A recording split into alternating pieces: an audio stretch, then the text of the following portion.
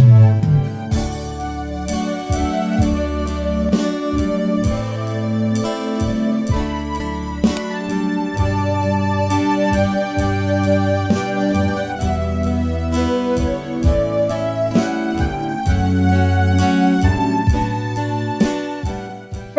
selamat siang Bapak Ibu Saudara-saudari yang terkasih, juga jemaat yang dikasih oleh Tuhan Yesus. Kita bertemu kembali di dalam kesempatan yang luar biasa indahnya. Saya percaya bahwa ada sesuatu yang Tuhan mau berbicara kepada setiap kita. Tuhan mau ajak saudara dan saya merasakan otoritas dan kuasa Allah. Itu boleh terjadi di dalam setiap pribadi. Ada amin? Ya, mari kita satu dalam doa. Bapa dalam surga, kami bersyukur dan bersyukur. Kami mau Tuhan, agar kami boleh bertumbuh dengan kuat di dalam firman-Mu. Sehingga kami boleh menjadi pelaku-pelaku firman. Kami boleh menjadi terang dan garam bagi sesama kami. Mampukan kami ya Tuhan. Mampukan kami untuk belajar lebih dan lebih lagi. Di mana kami boleh merasakan ada kuasa dan otoritas Allah yang akan turun di atas setiap pribadi lepas pribadi dan akan menjadi berkat bagi banyak orang. Inilah waktumu, biarlah Roh Kudus yang menjamah dan mencengkeram setiap kami. Di dalam nama Tuhan Yesus kami membuka hati untuk belajar lebih lagi akan firman Tuhan. Yang percaya dan siap untuk masuk lebih dalam di dalam firman Tuhan mengatakan amin, amin, amin. Shalom sekali lagi yang terkasih, juga pendengar yang setia dimanapun Anda berada. Kita mendapatkan kesempatan yang luar biasa. Pujian penyembahan yang begitu indah sudah kita rasakan dan kita sudah berikan kepada Tuhan saat ini. Tema khotbah pada siang hari ini adalah Tuhan memiliki kuasa dan otoritas. Ya, yang terkasih, saya akan sedikit menceritakan. KBBI mengartikan berdaulat penuh, memiliki kekuasaan dan otoritas yang tertinggi atas pemerintahan. Jadi, seseorang yang memiliki kedaulatan memegang kuasa dan dapat melakukan apa saja yang diinginkannya.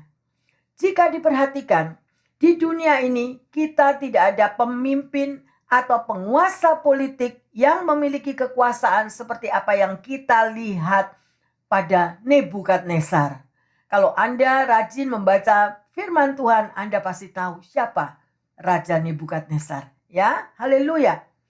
Hitler aja dia kalah pada waktu Perang Dunia Kedua. Ya, presiden dapat dilantik dan dapat diturunkan apabila dia tidak menjalankan pekerjaannya dengan baik dan benar. Ya, sedemikian rupa yang terkasih. Banyak rancangan-rancangan yang ada di dalam hati dan kepikiran manusia. Tetapi kita mau belajar siapakah Nebukadnezar itu. Nebukadnezar itu seorang raja yang memiliki sedemikian rupa otoritas dan kuasa yang luar biasa. Ya, sampai apa saja yang dilakukan, semua rakyatnya harus mentaati dan melakukannya. Ya, kalau dia mau membunuh, dia mau menyerang daripada bangsa-bangsa yang lain, dia juga akan lakukan sedemikian rupa. Ya, apa saja yang dikehendakinya, apa saja yang dia mau tinggikan atau apa saja yang dia mau rendahkan, Nebukadnezar mampu melakukannya hal yang sedemikian rupa. Ya, bahkan Nebukadnezar pada waktu itu ia disebut sebagai raja di atas segala raja dan dia juga disebut raja yang berkepala emas. Ya, yang terkasih, ya, kekuatan militernya sangat amat besar. Memerintah Babel dan mendominasi kekuatan dunia pada saat itu, termasuk menghancurkan Yerusalem. Tahukah Anda siapa Bapa kita? Allah Tuhan kita yang kita sembah. Dia berdaulat penuh, menunjukkan kekuatannya dan kekuasaannya atas sejarah dan seluruh pemerintahan di muka bumi ini. Sehingga kekuasaan manusia seperti Nebukadnezar pun dapat tertundukkan sedemikian rupa, bertekuk lutut menyembah Tuhan. Sungguh dahsyat. Ya, itulah yang kita boleh baca, bagaimana kedaulatan Tuhan itu dapat membuat Nebukadnezar tercengang dan mengakui bahwa kedaulatan Tuhan dari seorang bibir Raja Nebukadnezar. Akhirnya dia mengakui. Ya, dulunya no. Ya, dia seorang yang penuh power, penuh kekuasaan yang sedemikian otoriter di dalam memimpin negaranya. Ya, bahkan tidak ada seorang pun yang berani menanyakan apa saja yang dilakukannya. Ya, yang terkasih, fakta daripada kedaulatan Tuhan berimplikasikan penuh dan penting di dalam seluruh kehidupan Anda dan saya. Dalam setiap masalah, dalam setiap persoalan apapun, percayailah Kristus yang penuh kasih atas hidup saudara dan saya. Ya, di dalam Anda dan saya mengemban suatu jabatan yang Tuhan taruh dan berikan sesuai dengan talenta kita masing-masing. Marilah kita mau mengemban dan melakukan itu bukan untuk pribadi kita, tetapi untuk memuliakan nama Tuhan. Ya, sedemikian rupa. Kedudukan atau kekuasaan apapun yang kita pegang bukanlah untuk kebesaran daripada kehidupan kita. Ya, tetapi semuanya itu untuk Tuhan yang berdaulat penuh atas kehidupan saudara dan saya. Oleh karena itu, pendengar yang setia dimanapun Anda berada dan Bapak Ibu yang terkasih di tempat ini, ya, mari kita mau mengundang dan percaya sepenuhnya bagaimana kuasa Tuhan yang penuh otoritas dan penuh power itu, penuh kuasa itu boleh datang melimpah di dalam kehidupan Anda dan saya. Ya, karena kita belum tahu apa yang akan terjadi di hari depan kita.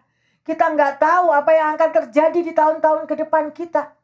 Oleh karena itu sangatlah amat baik kalau Anda dan saya saat ini belajar bahwa ada satu kedaulatan Tuhan di mana Dia memiliki kuasa otoritas yang luar biasa untuk hidup Anda dan saya. Ya, yang terkasih, mari kita mau belajar. Ya, di sini kita akan melihat from zero to hero. Siapakah dia?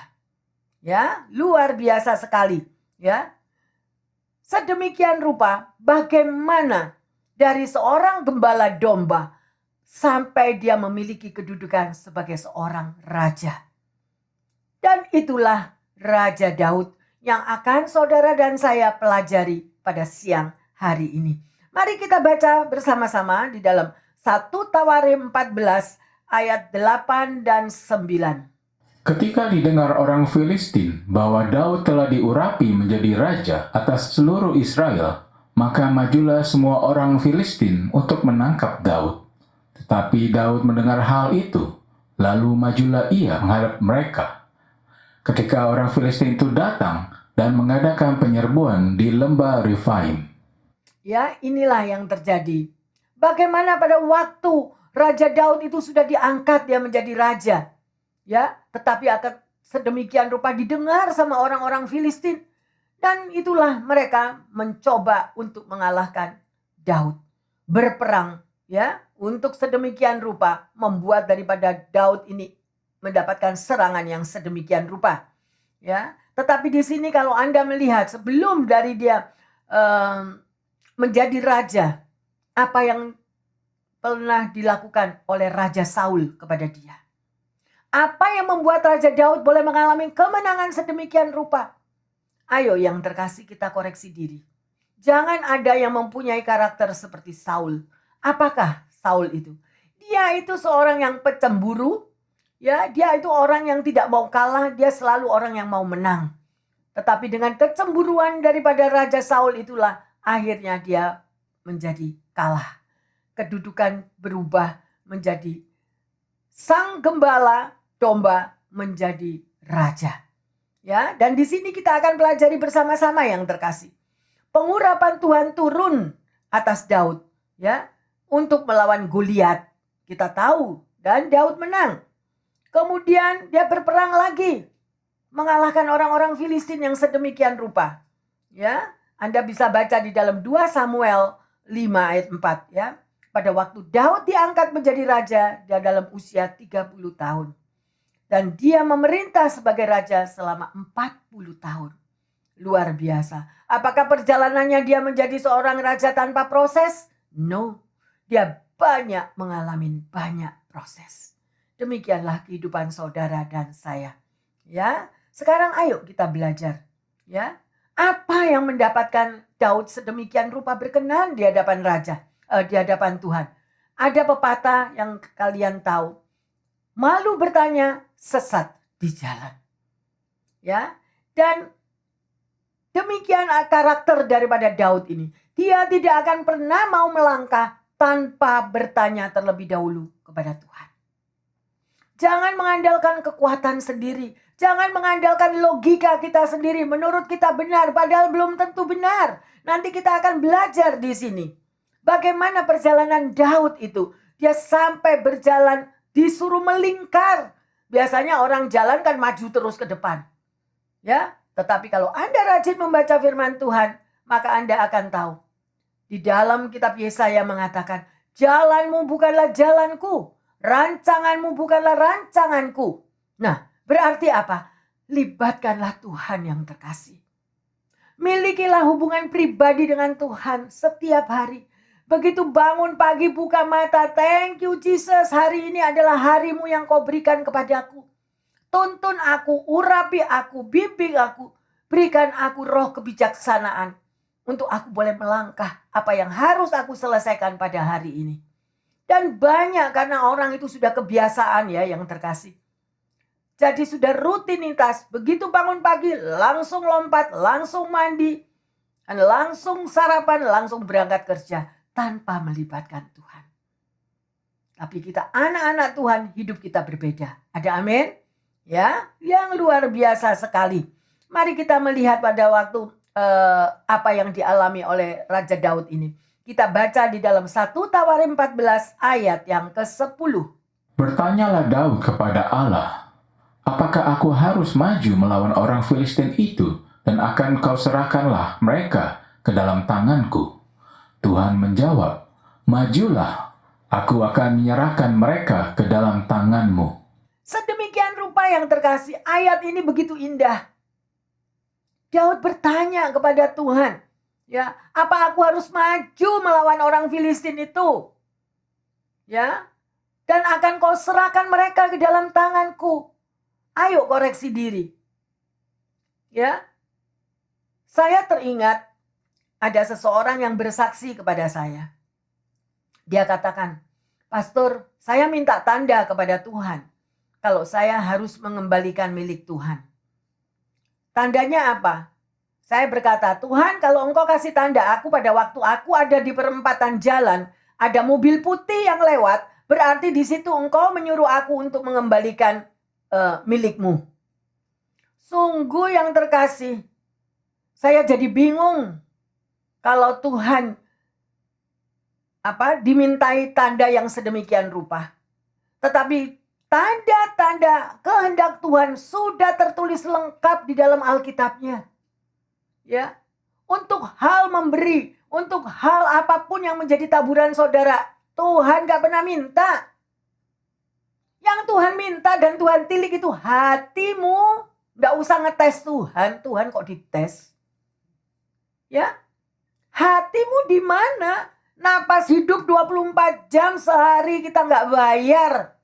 Gak usah beli oksigen, benar atau benar? Ya, oleh karena itu firman Tuhan adalah petunjuk pelita bagi perjalanan saudara dan saya. Oleh karena itu berhati-hatilah. Ya, berhati-hatilah. Hendak kita sama siapakan Tuhan kita itu. Dia bukan manusia yang terkasih. Dia yang menciptakan saudara dan saya. Dia yang menghembuskan nafasnya di dalam hidup setiap pribadi. Tetapi hembusan nafas Tuhan yang sudah ada di dalam diri kita, maukah kita mempertanggungjawabkan untuk kemuliaan Tuhan? Jangan dipakai yang boten-boten. Nah, disinilah. Ya, dan di sini kita mau belajar daripada Raja Daud. Dia bertanya kepada Allah, apa yang akan harus aku lakukan? Apakah aku harus maju? Ya, atau aku harus stay atau bagaimana? Pertanyaannya yang terkasih. Apakah kita selalu melibatkan Tuhan di dalam segala perkara apa yang akan engkau lakukan. Banyak anak-anak Tuhan yang hidupnya terbentur-bentur karena memakai pikirannya sendiri, memakai aku sudah tidak betah tahan di tempat ini, aku mau keluar. Aku sudah tidak tahan, bos aku jahat banget, apapun. Kalau itu pendidikan Tuhan masih terjadi dalam hidup kita, kita di bawah penguasaan daripada bos kita bekerja. Sekalipun kita keluar, nanti kita pun dapat bos lagi yang lebih jahat. Ya, oleh karena itu berhati-hatilah anak-anak Tuhan. Berhati-hatilah, kita yang rugi. Ayo koreksi diri masing-masing. Perjalanan hidup saudara dan saya udah berapa puluh tahun ikut Tuhan. Sering tanya Tuhan gak? Sering tanya Tuhan. Atau kita para orang tua, kalau mau berbicara dengan anak-anak kita, tanya sama Tuhan dulu gak? Kadang-kadang kita itu sebagai orang tua, kita merasa tahu benar akan anak-anak kita. Padahal belum tentu. Ya, akhirnya kalau kita berbicara dan ini keluar di luar daripada rel, akhirnya terjadi bentrokan. Ya, minta roh kebijaksanaan dari Tuhan. Bertanya kepada Tuhan atau kita katakan, Tuhan aku mau berbicara sama anakku, aku mau menegur anakku, kasih aku wisdom. Kata-kata apa yang akan aku katakan? Pimpin aku, tuntun aku Roh Kudus. Berikan aku roh kasih. Ya, sedemikian rupa. Tapi banyak anak-anak Tuhan tidak pernah melibatkan Tuhan. Oleh karena itu kita terbentur-bentur. Demikian juga antara hubungan suami istri. Kalau ada sesuatu masalah yang apapun, doa dulu. Doa dulu. Tuhan, urapi aku. Nanti aku mau sharing sesuatu hal dengan suami. Taruh kata-katamu dalam bibir mulutku. Tapi kadang-kadang kita lost control. Yang keluar apa? Emosi. Nah sekarang emosi, yang sana nyamber emosi. Akhirnya emosi sama emosi jadi perang gak karuan. Ya, belajar dari Raja Daud. Terus mungkin ada yang tanya, Bu Pendeta enak kalau ngomong. Raja Daud bisa dengar suara Tuhan. Lah saya lah kagak. Gimana saya taunya? Nah, oleh karena itu. Kalau Anda mau mendengar suara Tuhan, semua bisa. Semua bisa, asal mau bayar harga. Domba-dombaku akan mendengar suara gembalanya. Kita semua adalah domba Tuhan. Dari mana saudara akan bisa mendengar suara Tuhan? Kita harus disiplin memiliki hubungan pribadi dengan Tuhan. Kalau Anda makan 3 kali sehari, ya, itu makanan jasmani. Bagaimana makanan rohani? Kita dengan Tuhan. Pujilah dia, sembahlah dia. Di dalam pujian penyembahan. Itu adalah kegemaran daripada Raja Daud. Mengapa dia berkenan di hati Tuhan? Karena dia tukang memuji, tukang menyembah. 7 kali sehari aku memuji-muji Tuhan. Bu Pendeta enak kalau ngomong. Emangnya saya kurang kerjaan? Suruh muji Tuhan. Loh, saudara bisa. Anda drive bisa muji Tuhan. Anda mandi, Anda bisa muji Tuhan. Anda bersih-bersih rumah, kita bisa muji Tuhan. Cuci baju juga muji Tuhan. Gardening juga bisa muji Tuhan. Loh, banyak. Dan itu membuat manusia rohani kita bersatu dengan roh Tuhan. Akhirnya kalau manusia rohani kita itu kuat, maka saudara akan mendapatkan hikmat daripada Tuhan. Tahu-tahu misalnya Anda drive. Tuhan bicara pada waktu Anda mau belok. Jangan belok, lurus terus. Ada suara halus yang berkata itu. Turuti. Ya, kadang-kadang kita mau. Atau boleh dites. Tes yang gimana, Bu Pendeta sekarang? Kalau ada ring telepon kita berdering. Jangan angkat dulu. Anda tebak dalam hatimu. Siapa yang telepon aku? Nah, dilatih melalui itu. Kalau Anda bisa itu benar, oh iya ini si A yang telepon aku. Nah, lagi berdering, oh itu si B. Nah itu kalau benar ya benar. Nah, dilatih kepekaan kita. Ya, tetapi kalau itu meleset, ya jangan kecewa. Belajar lagi, tambah intim lagi sama Tuhan. Ada amin yang terkasih? Ya, kita membutuhkan tuntunan Tuhan yang luar biasa. Ya, jadi sekali lagi, Jangan mengambil keputusanmu sendiri. Ya. Pada waktu kita dari Jenewa, satu malam kebiasaan kami sekeluarga adalah di malam tahun baru adalah doa semalam suntuk. Doa semalam suntuk dengan keluarga, ya, sedemikian rupa. Pada waktu pujian dan penyembahan, tiba-tiba saya mendengar suara Tuhan dan saya mendapat vision. Kita semua keluar dari rumah dan saya melihat pesawat yang besar ada di hadapan kita. Dan kita semua membawa koper kita dan kita berjalan keluar dan kita sempat melambai tangan kepada teman-teman yang di belakang. Itu malam tahun baru. Tuhan memberi tanda yang seperti itu. Apa yang kita lakukan? Kita bertanya kepada Tuhan, aku gak ngerti Tuhan. Aku gak ngerti apa yang harus aku lakukan. Ya. Dan sedemikian rupa tuntunan Tuhan terjadi. Bulan Mei mulai terjadi. Ada teman yang mengundang kita untuk berangkat ke Amerika. Jadi perjalanan dari Swiss, dari Jenewa, kita ke Amerika. Ada teman yang mengundang dan kita mencoba dan kita minta tanda 3 kali kepada Tuhan. Karena masih ada orang tua daripada Pak Roland waktu itu di Jenewa. Sedemikian rupa, tanda pertama benar, tanda kedua benar, dan tanda yang ketiga adalah Tuhan bagaimana? Tuhan yang suruh kita untuk keluar dari sini. Bagaimana dengan orang tua daripada Pak Roland? Pada perjalanan kami balik dari Amerika ke Jenewa, tiba-tiba di airport kita dijemput oleh teman sahabat Pastor Roland. Kok aneh dia bisa jemput, tapi kita nggak memikirkan apa-apa. 5 menit sebelum kita tiba di rumah, teman ini mengatakan, Roland, I'm so sorry, your mom is passed away last night.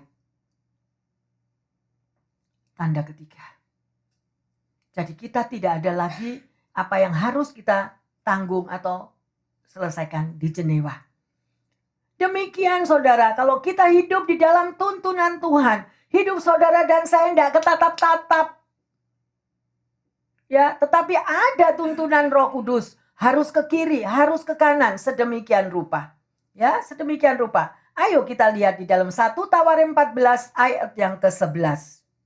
Lalu majulah ia ke Baal Persaim, dan Daud memukul mereka kalah di sana. Berkatalah Daud, Allah telah menerobos musuhku dengan perantaraku seperti air menerobos. Sebab itu orang menamakan tempat itu Baal Persaim. Luar biasa, ya. Karena dia bertanya kepada Tuhan dan Tuhan bilang, majulah nak, berperanglah. Loh, bukan dibilang, jangan nak, duduk aja diam di sini, tunggu nanti aku yang berperang. No. Jadi setiap jawaban dari pribadi lepas pribadi itu berbeda yang terkasih. Ya. Mungkin Tuhan mengatakan, kamu harus maju. Aduh takut Tuhan. Loh. Ya kita tidak akan dapat melihat kuasa Tuhan. Karena ketakutan kita lebih mencekram. Tetapi Daud karena dia memiliki hubungan pribadi dengan Tuhan. Dia tahu siapa Tuhannya. Maka dia mampu untuk melakukan. Haleluya. Oleh karena itu jangan mengandalkan kekuatan sendiri. Andalkan Tuhan kita. Yang selalu menyertai hidup saudara dan saya. Ya, dan kita bisa melihat di situ, ya, pada ayat yang ke-11 tadi, di mana Tuhan katakan, majulah, buatlah gerakan lingkaran. Yang terkasih, tidak selalu di dalam perjalanan hidup saudara dan saya itu untuk maju terus gitu. Artinya dengan kata lain itu nyosor terus, pokoknya maju gitu. Tapi di sini Tuhan katakan, buatlah gerakan melingkar. Loh. Ada saatnya saudara harus mundur. Ada saatnya kita harus dengan gerakan melingkar. Bahwa pada saatnya Tuhan tentukan Anda mengalah nak. Mengalah bukan untuk kalah. Mengalah untuk menang. Ada amin? Ya, mungkin proses hidup saudara katakan, aduh lama banget. Kapan ya? Kapan jawaban doaku? Lama banget. Semakin kita bersungut-sungut, semakin kita dengan penuh kekecewaan, kita nggak akan maju. Tetapi kalau Anda mau mengganti, Anda baca firman Tuhan, bahwa mengucap syukur Itu adalah jalan pintas untuk Anda dan saya menerima mujizat. Daripada kita bersungut-sungut, saudara katakan, terima kasih Tuhan. Engkau sudah ubah hidupku. Terima kasih Tuhan.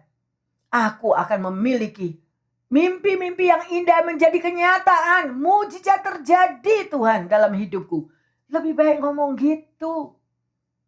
Kalau saudara berani mengatakan sedemikian rupa dan tidak hanya untuk mana Tuhan, mana Tuhan. Katanya ikut Tuhan itu enak, katanya ikut Tuhan semua dijawab, katanya ikut Tuhan semua dicukupi. No, ada proses di dalam mengikut Tuhan.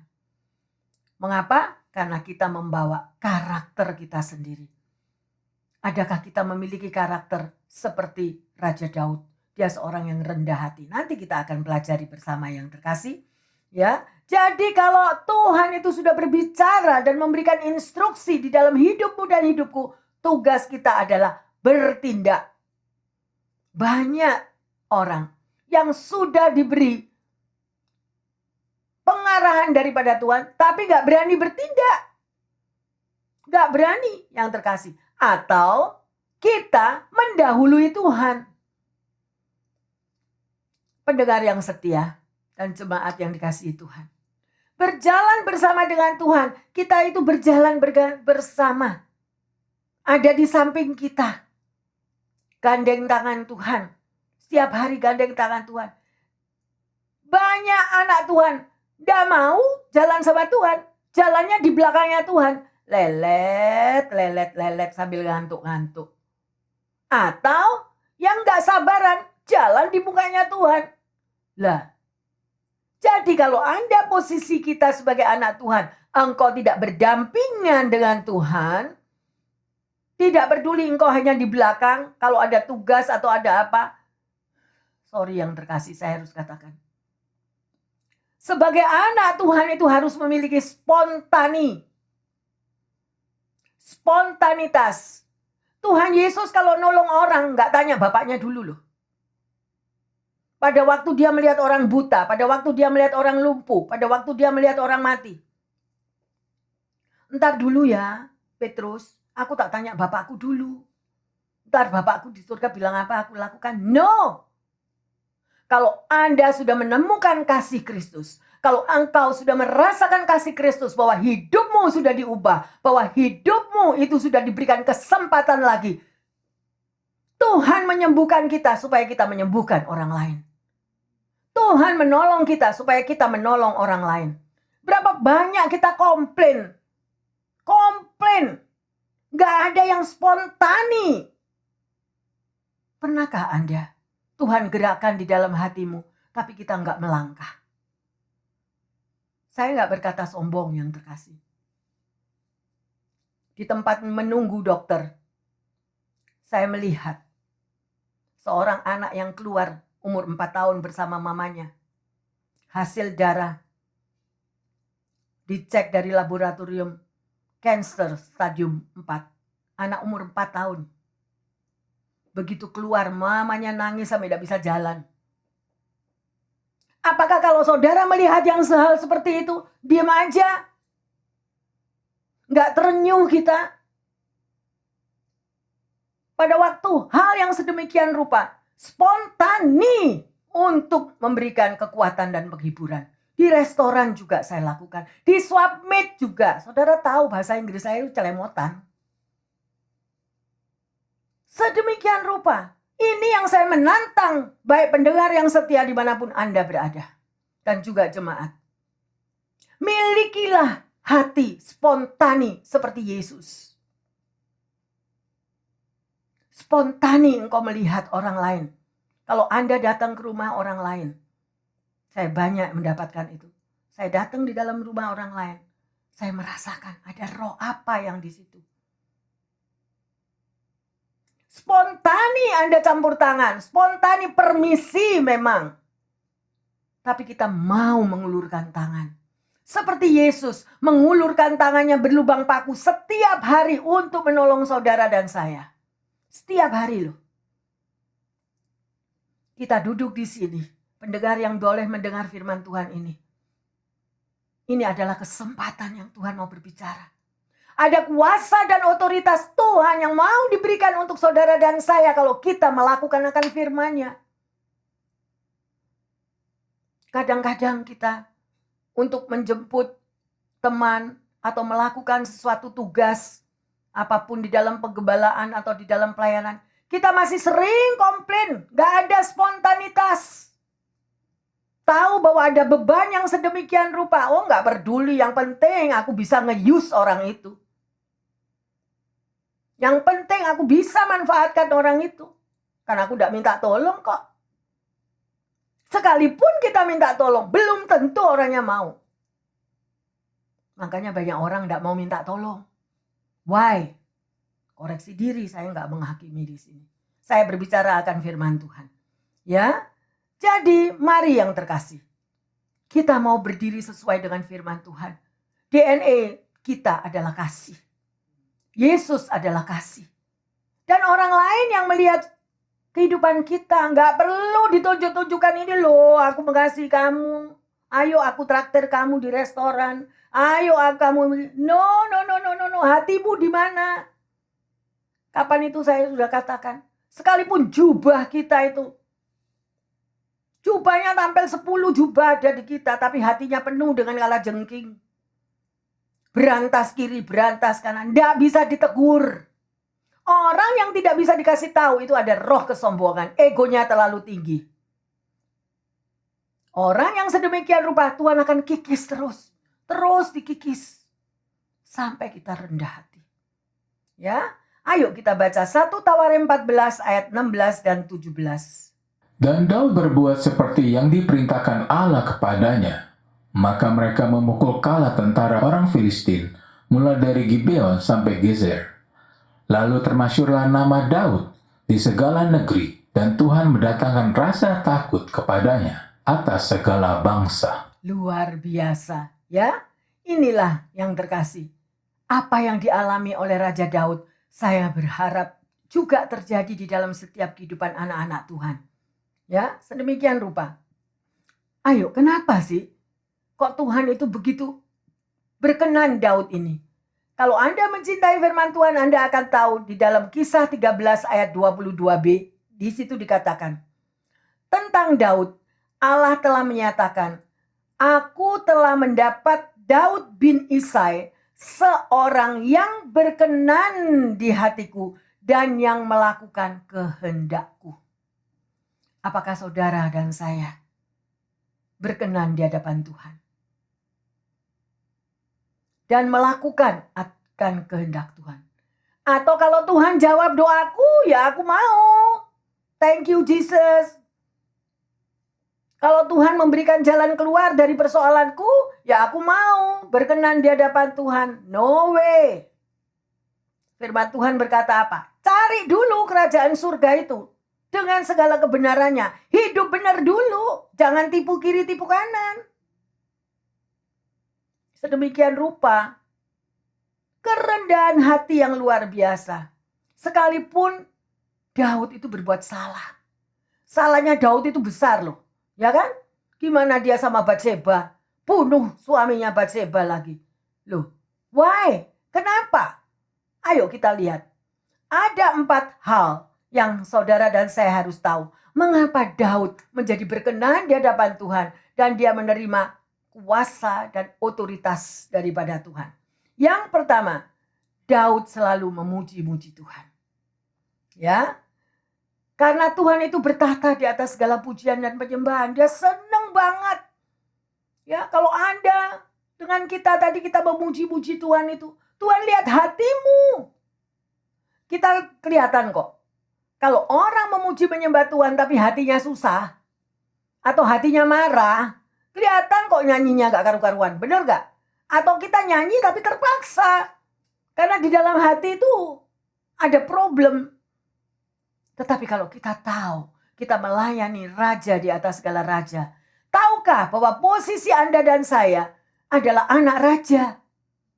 Kalau kita anak raja, kita mengagungkan Bapak kita, raja di atas segala raja. Pasti Bapak senang dong. Ayo, semua mama-mama, semua orang tua yang ada di sini. Kalau anak Anda umur 4 tahun, datang ke Anda. Terus bilang, thank you mama udah dibeliin sepeda. Thank you mama udah dibeliin sepeda kecil. Thank you papa udah dibeliin sepeda kecil. Padahal nggak ada. Sepedanya belum ada. Tapi tiap hari buka mata sampai tidur malam bilang thank you, thank you, thank you. Hati orang tua mana yang nggak luluh? Bener? Nah, demikian juga Tuhan. Anda katakan kepada Tuhan, pujilah dia, sembahlah dia seperti Raja Daud ini. Hidupnya hanya berpaut kepada Tuhan. Ya, sekalipun salahnya banyak, Raja Daud ini. Ya, sedemikian rupa yang terkasih. Dia tahu, ya, sampai dikatakan 7 kali dalam sehari aku memuji-muji Tuhan. 7 kali loh. Boro-boro 7 kali, pastor.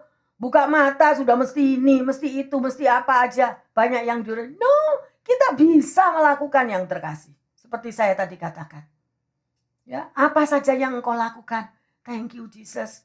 Meskipun ini tekanan begitu berat, surat-surat yang harus diselesaikan, status yang belum jelas, atau apa saja. Tetapi kita mau bersyukur. Terima kasih Tuhan, masalahku sudah selesai. Terima kasih Tuhan, engkau sudah menebus hidupku. Aku menjadi manusia yang baru di dalam engkau. Bisa enggak ngomong gitu? Sayang-sayangi daripada kata-kata yang boten-boten. Proses misalnya saudara cuma 40 hari, jadi 40 tahun. Saya nggak mau diproses 40 tahun. Sampai hari ini udah cukup proses rasanya. Ya, banyak tantangan. Tetapi Tuhan izinkan proses itu terjadi dalam hidup Anda dan saya. Dalam hidup para pendengar yang terkasih dimanapun Anda berada. Karena Tuhan mendemonstrasikan kuasanya bahwa dia hidup. Kamu nggak jalan sendiri nak. Kamu nggak jalan sendiri. Percayalah kepadaku. Gitu. Kenapa kok ada orang bilang, Bu Pendeta kalau ngomong enak, saya nggak merasakan digandeng Tuhan. Saya nggak merasakan saya dituntun Tuhan. Ya jelas nggak merasakan lah kamu lelet-lelet di belakang. Atau kita lari kejar-kejar di depan. Nunggu Tuhan nggak tahan. Nunggu Tuhan lama.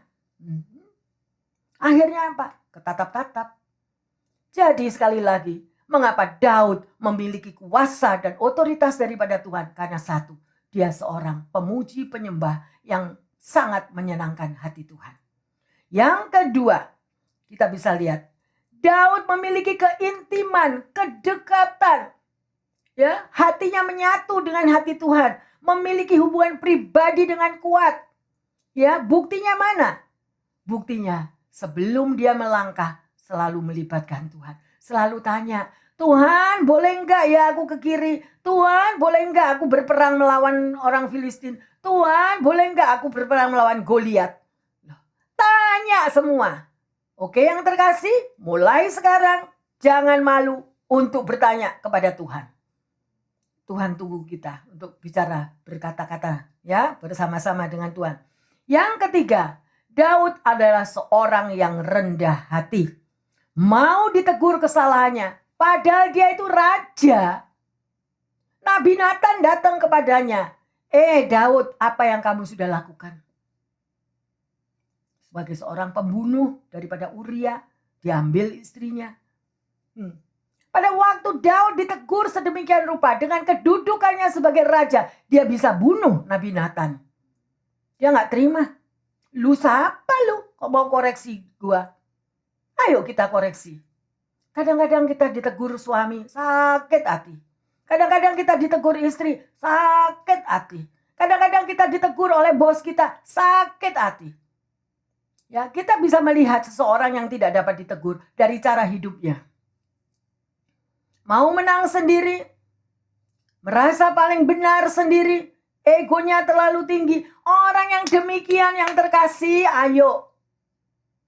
Milikilah rendah hati. Daripada perjalanan Anda yang mestinya cuma 40 hari jadi 40 tahun. Kalau saya sudah tidak nututi kalau 40 tahun ya. Haleluya. Ayo, stop. Jangan memakai kekuatan sendiri. Ya. Yang keempat, Daud seorang yang mau melakukan kehendak Bapa. Spontani. Apa saja. Menjadi yang di dalam pemikirannya adalah semua untuk Tuhan. Semua untuk kedaulatan Tuhan. Kalau Anda mampu mengutamakan Tuhan di atas segala perkara. Ya, sekalipun Anda memiliki keluarga, memiliki tanggung jawab untuk keluargamu, untuk usahamu, untuk apa aja. Kalau Tuhan yang nomor satu, serius untuk Tuhan, semuanya persoalan kita akan Tuhan bereskan. Jangan hitung-hitungan sama Tuhan yang terkasih. Pakai kesempatan itu. Ya, Anda bekerja di sebuah perusahaan. Posisi Anda sebagai manajer misalnya. Ya, kalau daripada bawahan Anda tidak melakukan hal yang sedemikian, kita akan minta hikmat kepada Tuhan apa yang akan kita lakukan. Karena banyak sekali orang yang merasa memiliki kedudukan dengan orang bawahannya sewenang-wenang. Seorang pelayan Tuhan tidak akan memiliki hati sewenang-wenang. Tetapi justru untuk mengangkat yang di bawah, dia akan menjadi lebih tinggi. Ya, ayo koreksi diri. Poin ini. Banyak sekali yang terkasih. Banyak yang terjadi. Cerita daripada anak saya yang bekerja di hospital. Cerita yang daripada semua apapun yang dialaminya. Ya. Kalau kita merasa, aku lebih tinggi dari kamu. Kamu harus mengerjakan ini. Lu kerjain ini, kerjain ini, kerjain ini, kerjain. Lupa kalau ada mata Tuhan yang lihat. Jangan sombong yang terkasih. Jangan sombong. Kita masih ada napas hidup. Saya mau katakan, satu perusahaan besar, perusahaan farmasi. Dia adalah bos dari Denmark. Begitu tidak ada kasih kepada orang-orang yang ada di bawahannya. Pada waktu ada meeting yang sedemikian rupa, ya, apa yang terjadi? Terlalu banyak karyawannya itu mengalami kesakitan. Tapi tidak berani bergerak, dia bos. Keluar lu, kalau lu tidak suka di sini keluar. Gak usah kerja lagi di sini. Pada waktu meeting, langsung terjadi. Tuhan ambil. Baru 42 tahun. Yang muda-muda, koreksi diri. Memang kita gak ada yang sempurna. Gak ada semua yang sempurna, masih belajar. Amin. Tapi belajarlah melalui firman Tuhan. Buang kesombongan, buang ego, buang mau menang sendiri. Buang kalau Anda merasa punya kedudukan, memiliki uang berlimpah-limpah, memiliki nggak laku. Nanti pada waktunya kita masuk di yang 1 meter kali 2 meter itu loh.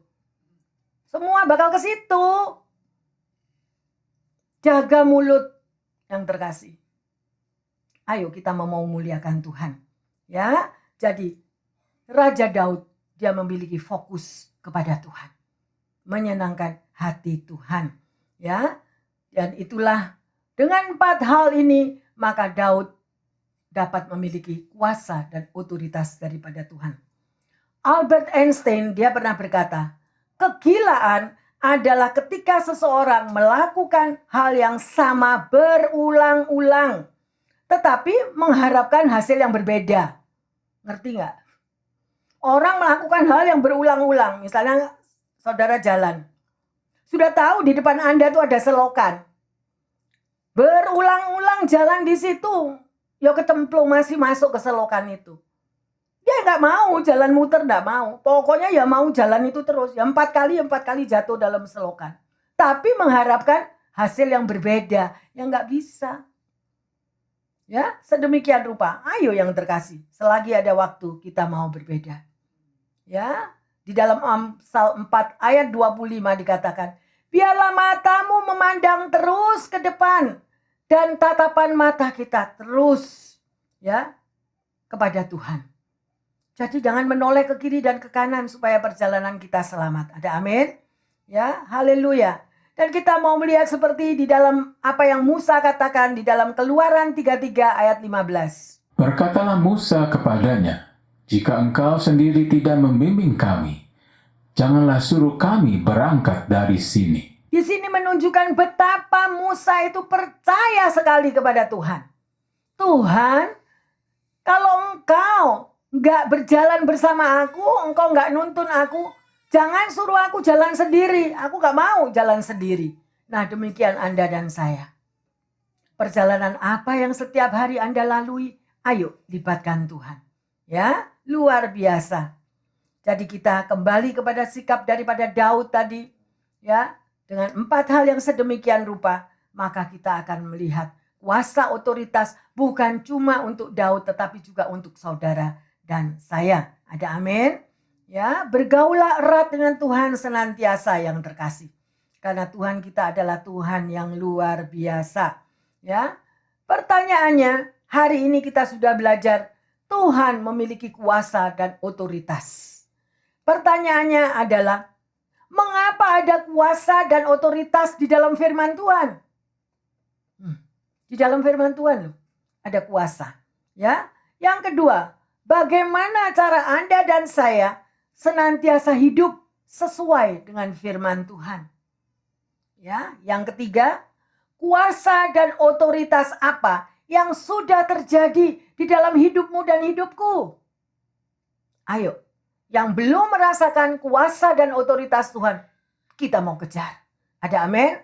Melalui 4 hal tadi yang Daud lakukan, Anda juga bisa lakukan. Dan sebagai ayat emas, mari kita baca di dalam Markus 9 ayat 23. Jawab Yesus katamu, jika engkau dapat, tidak ada yang mustahil bagi orang yang percaya. Amin. Ya, ini Yesus yang berkata, jika engkau dapat, jika kalian bisa, gak ada yang mustahil bagi kita. Amin. Saudara mau mendapatkan kasih dan otoritas daripada Tuhan?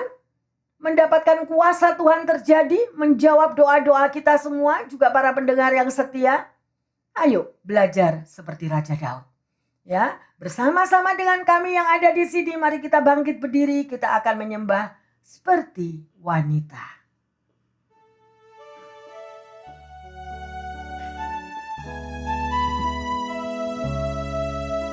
Haleluya.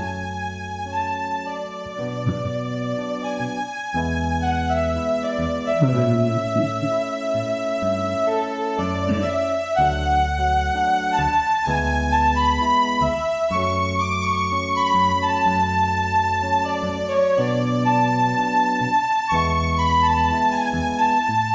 Makasih Tuhan.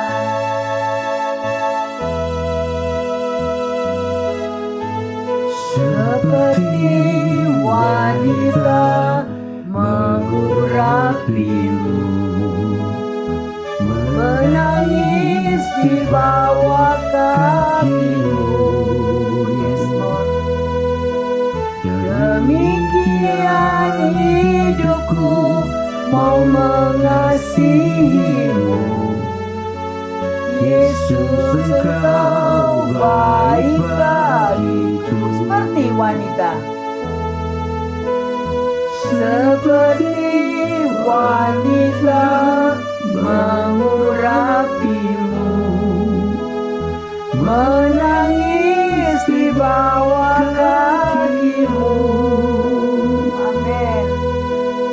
Demikian hidupku mau mengasihimu, Yesus engkau baik bagiku.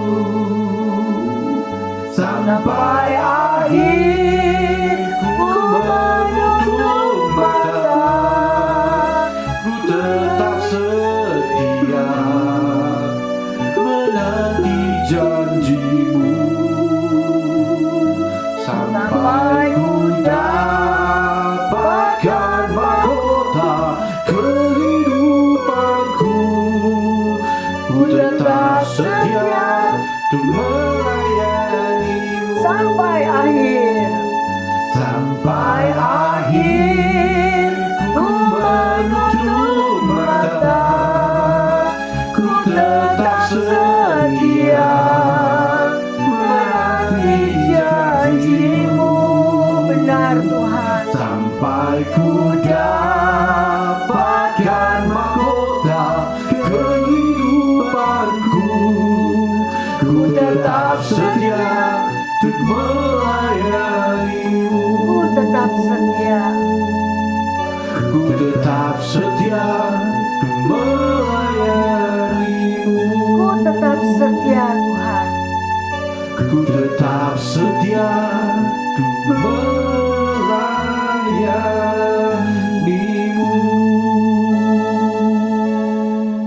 Bapa dalam surga, terima kasih untuk kebaikan-Mu yang luar biasa di dalam kehidupan setiap umat-Mu. Tuntun kami ya Tuhan, agar kami selalu dapat hidup di dalam firman-Mu, melakukan firman-Mu yang penuh kuasa dan otoritas itu ya Bapa. Sehingga Engkau nyata sekali di dalam kehidupan setiap pribadi lepas pribadi. Sehingga kami boleh menjadi satu kesaksian yang heran, menjadi berkat dan terang bagi orang-orang yang di sekeliling kami. Terima kasih Bapa. Sungguh nyata kuasa-Mu, sungguh nyata kedahsyatan-Mu, bahwa Engkau mampu mengubah setiap kehidupan anak-anak-Mu. Kalau Engkau mampu mengubah kehidupan Raja Daud sedemikian rupa, juga Engkau akan mampu mengubah setiap pribadi lepas pribadi dan juga para pendengar yang setia dimanapun mereka berada. Engkau mendengar doa-doa kami ya Bapa. Hamba berdoa secara khusus bagi mereka yang sakit, yang merasakan bahwa penderitaannya tidak senantiasa terjawab. Dokter belum menemukan segala sakit penyakitnya. Bapa, kami percaya bahwa Engkau raja di atas segala dokter. Engkau mampu dengan kuasa dan otoritas-Mu, darah Yesus, mampu menyembuhkan mereka yang sakit. Memberikan kekuatan bagi mereka yang letih, lesu, dan yang berbeban berat. Demikian juga Tuhan yang mengalami Tuhan kesulitan finansial dan pekerjaan. Bapa, kami percaya, kami mengucap syukur bahwa terobosan Engkau mampu lakukan Tuhan. Engkau kirimkan Tuhan jalan-jalan yang baru, pekerjaan-pekerjaan yang baru yang secara mata manusia tidak dapat dilihat. Tapi kami tahu bahwa bersama dengan Tuhan tidak ada yang mustahil. Karena Tuhan yang kami sembah adalah Tuhan yang luar biasa. Demikian juga Bapak yang lagi mengalami hubungan daripada relationship. Di tengah keluarga, antara suami istri dan antara orang tua dan anak. Kami percaya Bapak, biarlah melalui kasih Kristus, membuka hati mereka untuk saling berbagi kasih, saling mengerti, saling menerima kekurangan satu dengan yang lain. Sehingga keluarga-keluarga ini dapat diselamatkan bersama anak-anaknya. Terima kasih Bapak, kami serahkan semua, seluruh doa-doa ini di dalam tangan kuat kuasa-Mu. Dan kami percaya di dalam nama Tuhan Yesus, Tuhan mendengar, Tuhan memberkati dan menjawab doa kami. Yang percaya dan sudah belajar akan firman Tuhan pada siang hari ini mengatakan, amin, amin, amin. Bapak, Ibu, Saudara-saudari yang terkasih, juga pendengar yang setia. Mari kita terus rajin membaca firman Tuhan. Ya, karena di dalam firman Tuhan itu, saudara dan saya akan menemukan kuasa dan otoritas Allah yang sudah diberikan kepada Raja Daud, juga diberikan kepada Anda semuanya. Tuhan Yesus memberkati semuanya. Haleluya. Amin. Amin.